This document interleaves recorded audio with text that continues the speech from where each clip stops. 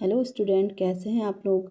हम लोग रस के बारे में पढ़ रहे थे। तो रस में हमने रस की डेफिनेशन और उसकी मुख्य जो बातें थी वो सब पढ़ ली थी। तो आज हम रस के अंग या रस के अवयव के बारे में पढ़ेंगे। ठीक है, तो आइए शुरू करते हैं। रस के अंग या अवयव। ठीक है, तो रस जो होता है, रस के 4 अवयव या अंग होते हैं। ये हमेशा एग्जाम में पूछा जाता है कि रस के कितने अंग होते हैं। 4 होते हैं। कौन कौन से होते हैं? नंबर 1 विभाव। ठीक है, विभागों की संख्या कितनी होती है? 2 होती है। नंबर 1। नंबर 2 हमारा कौन सा होता है? अनुभाव। जैसे कि आपने भरत मुनि के रस सूत्र में मैंने आपको बताया था ना कि उसमें 4 उसके बारे में बात की गई है, भावों के बारे में बात की गई है। ठीक है, नंबर 2 अनुभाव। अनुभाव की संख्या होती है 4। नंबर 3 है आपका विभाव। अनुभाव व्यभिचारी भाव, या इसको हम संचारी भाव भी बोलते हैं या व्यभिचारी भाव बोलते हैं। ठीक है, संचारी भाव, इनकी संख्या 33 होती है। और 34वां भी एक संचारी भाव देव ने माना है, जो छल है। ठीक है, और नंबर 4 में आपका है स्थाई भाव। ठीक है, स्थाई भाव की संख्या कितनी है? 9 है। जैसा कि मैंने आपको बताया था कि स्थाई भावों की संख्या हिंदी में कितनी है? 9 है। और भरत मुनि के अनुसार कितनी मानी गई है? 8 मानी गई है। और अभी वर्तमान में 11 रस हैं। जितने ही रस होंगे उतने ही हमारे स्थाई भाव होते हैं। ठीक है, तो आज हम रस के अंग या अवयव में सबसे पहला जो इसका अंग है इसके बारे में पढ़ेंगे, जो है विभाव। ठीक है, अब हम जानते हैं कि विभाव किसे कहते हैं। ठीक है, वैसे तो आपको पता होगा, लेकिन जिसको पता नहीं है वो अच्छे से समझ लेंगे, और जिसको पता है वो उसका रिवाइज हो जाएगा उनका। ठीक है, तो देखते हैं कि विभाव किसे कहते हैं। विभाव क्या होता है? जो हमारे भाव का कारण होता है उसको ही हम विभाव कहते हैं। देखिए, जैसे हर इंसान के मन में क्या होते हैं? इमोशंस होते हैं ना। हर इंसान के अंदर इमोशंस होते हैं। जैसे वो कभी खुश होता है, कभी उसके अंदर गुस्सा आता है, कभी उसको घृणा लगती है, कभी उसको अंदर उत्साह आता है। ठीक है, और इन सब इमोशंस के पीछे कोई ना कोई व्यक्ति या वस्तु होता है। ऐसे ही उसको उसके अंदर इमोशंस नहीं आते हैं, कोई ना कोई वजह होती है, कोई ना कोई रीज़न होता है, तभी उसके अंदर ये भाव उत्पन्न होते हैं। हमारे स्थायी भाव का कारण क्या है? हमारे जो इमोशंस हैं उनका कारण क्या है?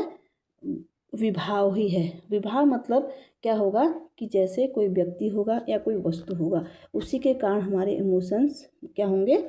आएंगे, है ना। हमारे भाव उत्पन्न होंगे। तो मतलब जैसे मैं आपको एक एग्जांपल, चलो पहले हम इसको देख लेते हैं। ठीक है, इसकी डेफिनेशन देखते हैं कि विभाव किसे बोलते हैं। इतना आपको समझ में तो आ गया होगा। जिस व्यक्ति या वस्तु के कारण, कोई व्यक्ति होगा, कोई वस्तु होगा, उसी के कारण तो हमारे अंदर भाव उत्पन्न होंगे, के कारण। ठीक है, स्थायी भाव, कोई भी भाव उत्पन्न होते हैं। स्थायी भाव उत्पन्न होते हैं, उसे क्या कहते हैं? विभाव कहते हैं। ठीक है, जिस किसी भी व्यक्ति या वस्तु के कारण हमारे मन में स्थायी भाव उत्पन्न होते हैं उसे ही हम विभाव कहते हैं। ठीक है, अब हम देखते हैं कि विभाव के भी 2 प्रकार होते हैं। ठीक है, विभाव के कितने प्रकार होते हैं? विभाव के 2 प्रकार होते हैं। कौन कौन से? नंबर 1 आलम्बन विभाव, और नंबर 2 हमारा है उद्दीपन विभाव। तो आपने जाना कि विभाव किसे कहते हैं।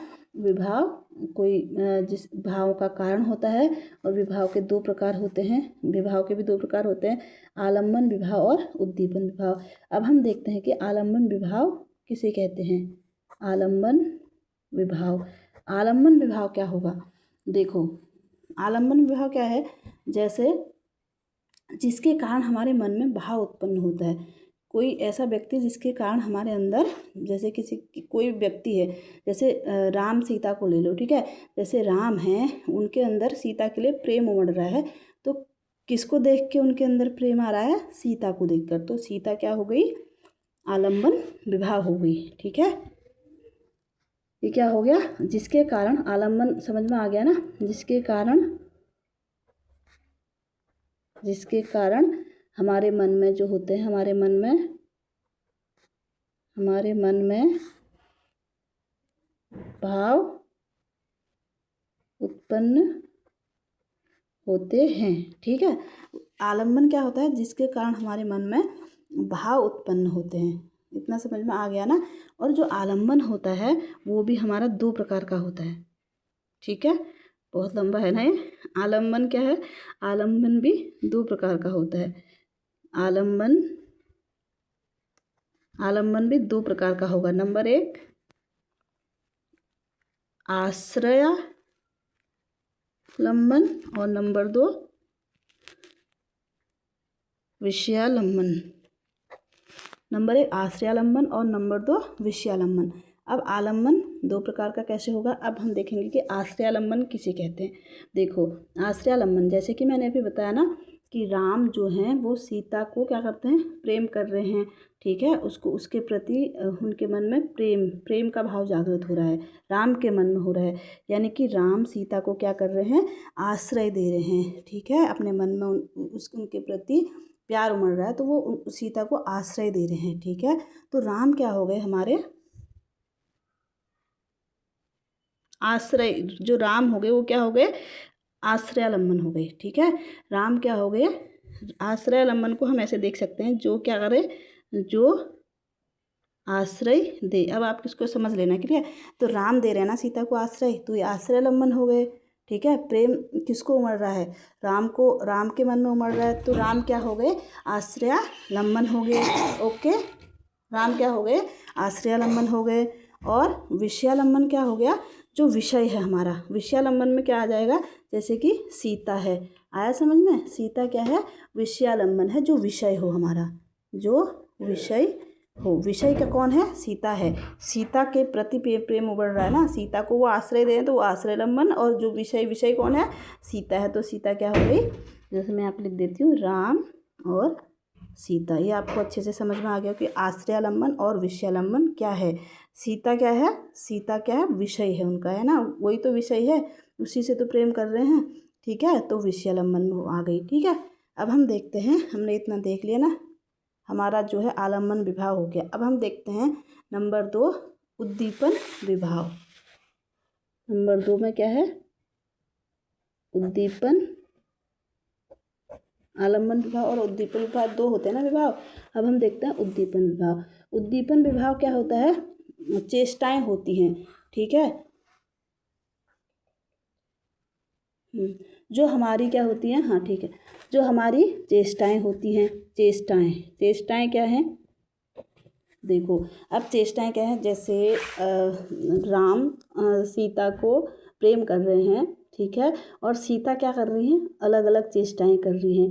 जैसे कि आपको पता है ना कि प्रेम में तो जो भी है, मतलब चेष्टाएं होती है ना, जैसे कि स्माइल करना, ठीक, स्माइल करना है, और पलकें झपकाना है। ठीक है, और ऐसी बहुत स्माइल करना है, पलकें झपकाना है, हंसना है, और भी अलग अलग चेष्टाएं होती हैं, जो आप खुद समझदार हैं।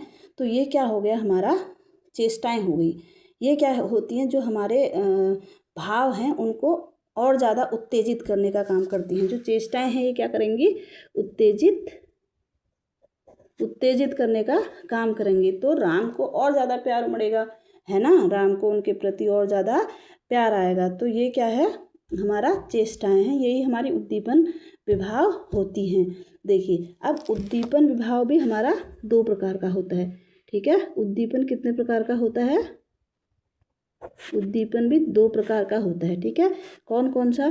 नंबर 1 हमारा होता है बाह्य चेष्टाएं, और नंबर 2 बाह्य। एक बार ना आपने समझ लिया तो अच्छे से आपको फिर से कोई दिक्कत नहीं होगी। बाह्य वातावरण। अब देखो, बाह्य चेष्टाएं क्या हैं? जैसे बाह्य चेष्टाएं जो करेंगी, जो सीता जो चेष्टाएं करेंगी उसको बाह्य चेष्टाएं कहेंगे।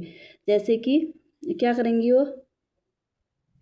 पलकें झपकाना, है ना, पलकें झपकाना अपनी, तो इससे और ज़्यादा उनका प्रेम ज़्यादा उत्तेजित होगा, और ज़्यादा बढ़ेगा।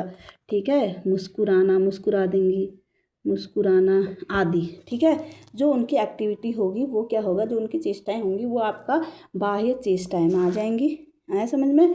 बाह्य वातावरण क्या होगा, बाह्य वातावरण में ये सब उद्दीपन में ही है, ठीक है। उद्दीपन के दो प्रकार है ना, बाह्य चेष्टाएं और बाह्य वातावरण। वातावरण क्या होगा, अब जो वहाँ का वातावरण होगा, जैसे मान लो कि शाम का समय है, बिल्कुल अच्छा ठंडी ठंडी हवाएं चल रही है ना, ठंडी ठंडी हवाएं चल रही हैं, जो वहाँ का वातावरण होगा, ठीक है। एकदम बहुत एकदम सुनसान सी जगह होगी, बढ़िया सी, है ना। फूल फूल खिले होंगे, फूलों का खिलना, ठीक है, बढ़िया सा एकदम जो वहाँ का वातावरण होगा, ठीक है। ये क्या हो जाएगा, हमारा बाह्य वातावरण हो जाएगा, ठीक। तो आई होप आपको आज की क्लास पसंद आई होगी। अगर आपको थोड़ा भी पसंद आए तो प्लीज़ लाइक भी कर दीजिए, ठीक है। तो मिलते हैं नेक्स्ट वीडियो में। Thank you.